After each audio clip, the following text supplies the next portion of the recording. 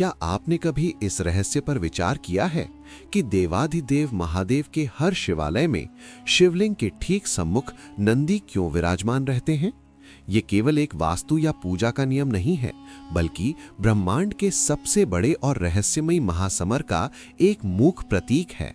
ये उस युग की कथा है जब सृष्टि के पालनहार भगवान विष्णु और संहारक भगवान शिव आमने सामने आ गए थे।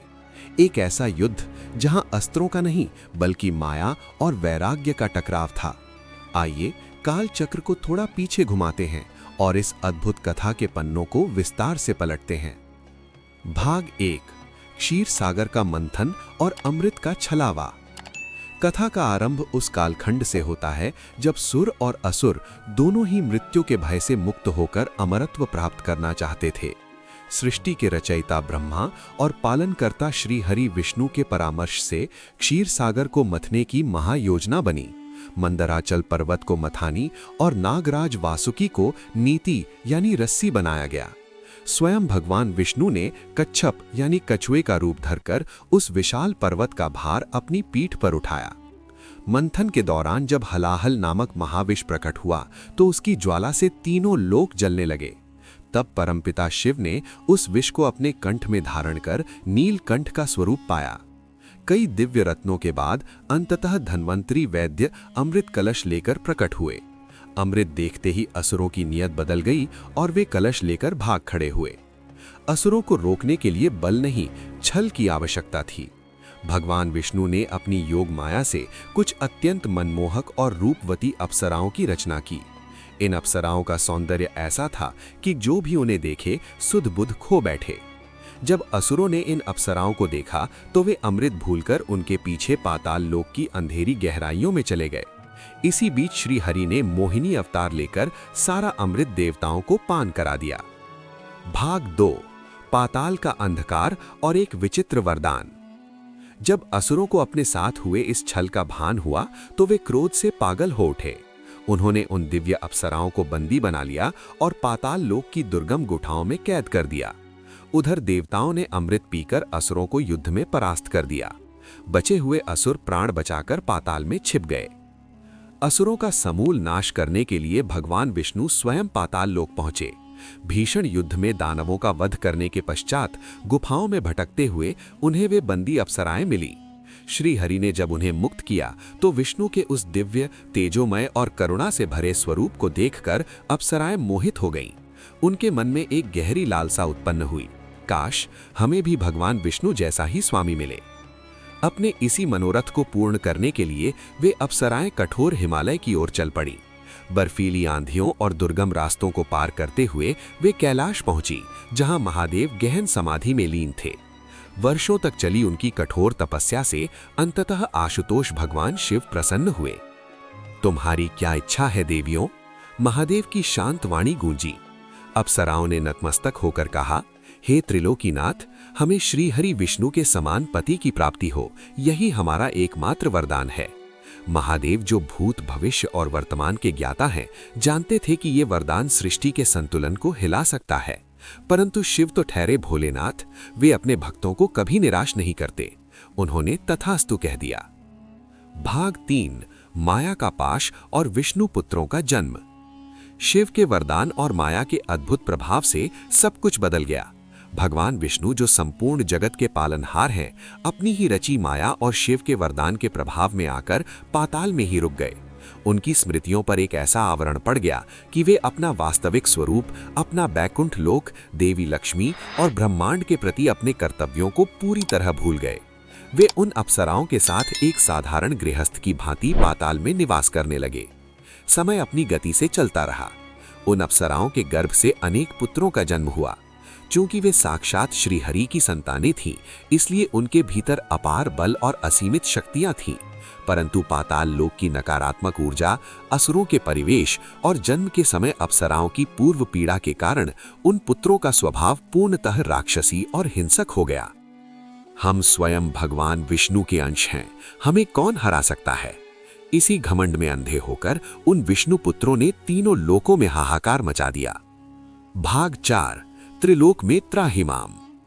उन क्रूर पुत्रों ने सबसे पहले मृत्युलोक यानी पृथ्वी को अपना निशाना बनाया। वे शांत आश्रमों में घुस जाते, यज्ञ की पवित्र अग्नि को अपवित्र कर देते और तपस्यारत ऋषियों को कठोर यातनाएं देते। जब महर्षि वशिष्ठ ने उन्हें रोकने का प्रयास किया तो उन्होंने उनका पूरा आश्रम उजाड़ दिया। पृथ्वी के बाद उनकी दृष्टि स्वर्ग पर पड़ी। देवराज इंद्र के दरबार को उन्होंने तहस नहस कर दिया। देवताओं के भीतर इतना साहस नहीं था कि वे विष्णु की संतानों पर प्रहार कर सकें। उन्हें भय था कि यदि उन्होंने विष्णु पुत्रों को खरोच भी पहुंचाई तो नारायण का क्रोध उन्हें भस्म कर देगा। धीरे धीरे धर्म का पतन होने लगा और अधर्म ने अपने पैर पसार लिए। भाग 5 त्रिलोक में त्राहिमाम और वृषभ का प्राकट्य। जब जल सिर के ऊपर से गुजर गया तब देवराज इंद्र, ब्रह्मा जी और समस्त ऋषि मुनि त्राही त्राही करते हुए कैलाश पर्वत पहुंचे। उन्होंने शिव की स्तुति की और सारा वृत्तांत सुनाया। ब्रह्मा जी ने चिंता व्यक्त करते हुए कहा, हे महादेव, वे श्री हरि की संतानें हैं। देवता असहाय हैं और स्वयं नारायण माया के अधीन होकर पाताल में बैठे हैं। यदि आपने कुछ नहीं किया तो सृष्टि रसातल में चली जाएगी। महादेव के नेत्र धीरे से खुले। उनके चेहरे पर एक असीम शांति थी। उन्होंने गंभीर स्वर में कहा, जब अधर्म चरम पर हो तो उसे रोकना ही परम धर्म है, चाहे वो अधर्म किसी साधारण जीव द्वारा हो रहा हो या फिर मेरे आराध्य नारायण के वंशजों द्वारा। इस असंतुलन को मैं ठीक करूंगा। इतना कहते ही महादेव ने अपने नेत्र बंद कर लिए। अचानक कैलाश पर्वत पर एक दिव्य और प्रखर नीले रंग का प्रकाश फूट पड़ा। उस प्रकाश की चमक इतनी तीक्ष्ण थी कि देवताओं को अपनी आंखें मूंदनी पड़ी। जब प्रकाश थोड़ा शांत हुआ तो सभी ने देखा कि वहां महादेव नहीं बल्कि एक अति विशाल नीले रंग का तेजोमय वृषभ यानी बैल खड़ा था। ये शिव का वृषभ अवतार था। उसके सींगों से ब्रह्मांडीय ऊर्जा निकल रही थी। उसकी देह पहाड़ों से भी विशाल थी और उसकी आंखों में एक ऐसी स्थिरता थी जो तूफानों को भी शांत कर दे। बिना कोई हुंकार भरे वो दिव्य वृषभ धीमी गति से पाताल की ओर बढ़ चला। उसके खुरों की हर थाप से धरती कांप रही थी। भाग 6 पाताल का महासंग्राम। पाताल लोक के गहरे अंधकार में विष्णुपुत्र अपनी जीत का जश्न मना रहे थे। तभी प्रवेश द्वार से एक नीले प्रकाश ने पूरे पाताल को रोशन कर दिया। उन्होंने देखा कि एक विशालकाय बैल उनकी ओर चला आ रहा है। अहंकार में चूर एक पुत्र ने उपहास करते हुए कहा, कायर देवताओं ने अब हमसे लड़ने के लिए एक पशु को भेजा है। उन्होंने वृषभ पर अपने विनाशकारी अस्त्रों और मायावी शक्तियों की वर्षा कर दी। अग्निबाण, वज्र, गदा सब कुछ वृषभ पर चलाए गए, लेकिन जैसे ही वे अस्त्र वृषभ के समीप पहुंचते एक दिव्य शांति में विलीन हो जाते। वृषभ बिल्कुल अडिग और मौन खड़ा रहा। उसकी इसी अचल स्थिरता ने विष्णु पुत्रों के भीतर भय पैदा कर दिया। तभी वृषभ ने अपना एक अगला खुर उठाया और पूरी शक्ति से पाताल की धरती पर दे मारा। उस एक प्रहार से उत्पन्न हुई ध्वनि और कंपन ने पाताल लोक की नींवें हिला दी। विष्णु पुत्रों की सारी माया छिन्न भिन्न हो गई। इसके बाद वृषभ ने अपने सींग और खुरों से एक एक करके अधर्म के प्रतीक बन चुके उन सभी विष्णु पुत्रों का संहार कर दिया। वहां केवल रक्त और सन्नाटा शेष रह गया। भाग 7 हरि और हर का आमना सामना। जब अप्सराओं ने अपने पुत्रों को मृत देखा तो वे विलाप करती हुई भगवान विष्णु के पास पहुंची। अपने पुत्रों के वध का समाचार सुनकर माया के प्रभाव में जी रहे नारायण अत्यंत क्रोधित हो उठे। विष्णु अपने सभी दिव्य आयुधों सुदर्शन चक्र, कौमुदकी गदा और शारंग धनुष के साथ युद्ध भूमि में आ डटे। सामने अपने पुत्रों के शवों और उस विशालकाय बैल को देखकर नारायण ने गरजते हुए कहा, तूने मेरे वंश का नाश किया है, अब मेरे हाथों तेरा अंत निश्चित है। विष्णु ने अपने सबसे अचूक अस्त्र सुदर्शन चक्र का आवाहन किया और वृषभ की ओर छोड़ दिया। ब्रह्मांड को भस्म करने की शक्ति रखने वाला सुदर्शन चक्र जब वृषभ के पास पहुंचा तो उसकी गति अचानक रुक गई। वो वृषभ की परिक्रमा करके वापस श्रीहरि के पास लौट आया। विष्णु ने तीरों की झड़ी लगा दी, गदा से प्रहार किए, लेकिन शिव के उस अवतार पर खरोंच तक नहीं आई। वृषभ रूपी शिव ने पलटवार नहीं किया, वे केवल नारायण के प्रहारों को शांत भाव से ग्रहण करते रहे। ये अकल्पनीय युद्ध कई दिनों तक चला। तीनों लोगों की सांसें अटकी हुई थीं।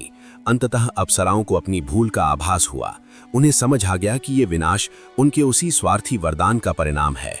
वे भागते हुए वृषभ के चरणों में गिर पड़ीं और रोते हुए प्रार्थना करने लगीं, हे महादेव, हमें क्षमा करें, अपने उस वरदान को वापस ले लें जिसने स्वयं नारायण को उनके मार्ग से भटका दिया था। जैसे ही शिव ने मन ही मन उस वरदान को निरस्त किया, पाताल लोक से माया का वो सघन आवरण छट गया।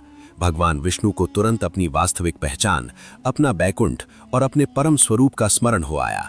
उन्होंने देखा कि सामने कोई साधारण पशु नहीं, बल्कि स्वयं उनके परम मित्र और आराध्य महादेव वृषभ रूप में खड़े हैं। श्री हरि के हाथों से अस्त्र गिर गए। उन्होंने हाथ जोड़कर कहा, हे नीलकंठ, माया के वशीभूत होकर मैं अपने ही पुत्रों के अधर्म को नहीं देख पाया। आपने मेरे अंधकार को दूर किया और धर्म की रक्षा की।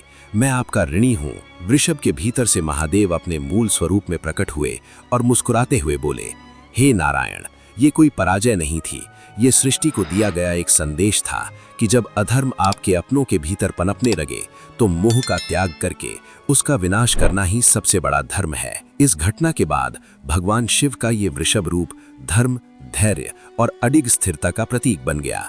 यही कारण है कि आज भी हर शिवालय में नंदी महाराज शिवलिंग के ठीक सामने बैठते हैं। जब हम नंदी के कानों में अपनी प्रार्थना कहते हैं या उनके सींगों के बीच से शिवलिंग के दर्शन करते हैं, तो हम वास्तव में उसी अचल, शांत और धर्म रक्षक शक्ति का स्मरण करते हैं जिसने स्वयं नारायण को माया के जाल से बाहर निकाला था।